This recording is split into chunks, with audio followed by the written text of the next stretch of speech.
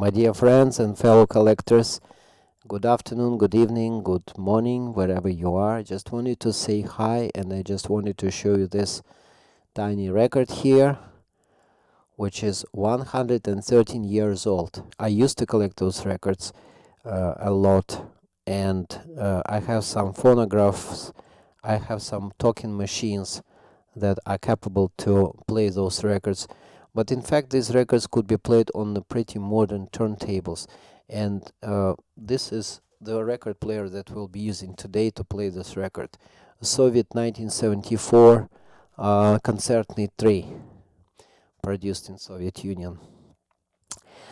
But I will tell you a little bit more about this record. I purchased this record somewhere in Europe around 10 years ago. The label says this is Zonophone record. It was a budget label in 1913. They were producing lots of records in Russia, Ukraine, France, Germany, England, many other European countries. The question was about the competition in price. Not many records were affordable.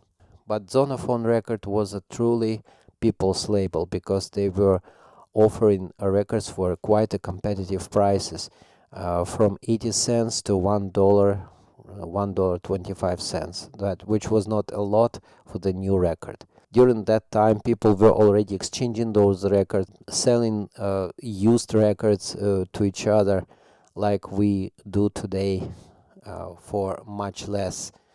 That's how people were exchanging music almost for the first time in the history of the humanity. People started sharing recorded music between each other, between the countries and between the continents. This is how this scandalous and energetic dance tango came from Buenos Aires, Argentina, crossed the globe and landed in the salons of Europe.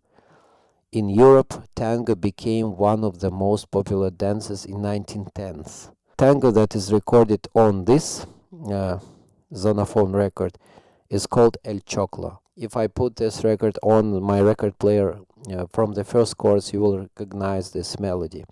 During the 20th century, this tango became one of the most popular tangos of the world.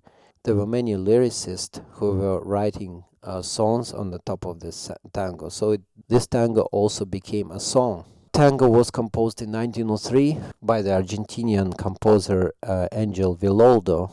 In 1905, it was first published on the music sheets, and just several years later, it was recorded on the records for the first time. There is no mention on the label who is the performer, but it was truly performed by one German orchestra, which is called Piccadilly Concert Orchestra, led by the conductor Paul Kurtz. No information about Paul Kurtz and no information about the orchestra, because they're just session musicians and they were completely unknown today. Who exactly were these people who were playing on this record? But they were highly professional musicians in walls of the Zonophone studio. The last important thing about this record is timing when it was produced, when it was released. 1913 was the year, just 1 year before the world descended into the darkness of the World War I. There was a big shift in the music taste for all the Europeans in 1914, because they stopped being interested in the light-hearted cosmopolitan music like tango, and they demanded something more patriotic, something more war-related.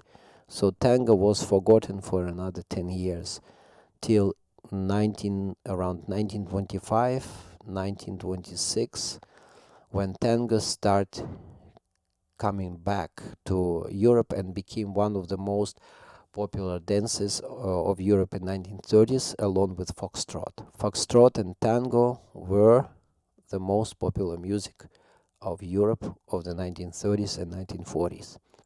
Okay, so let's drop the needle and play this 113 years old record.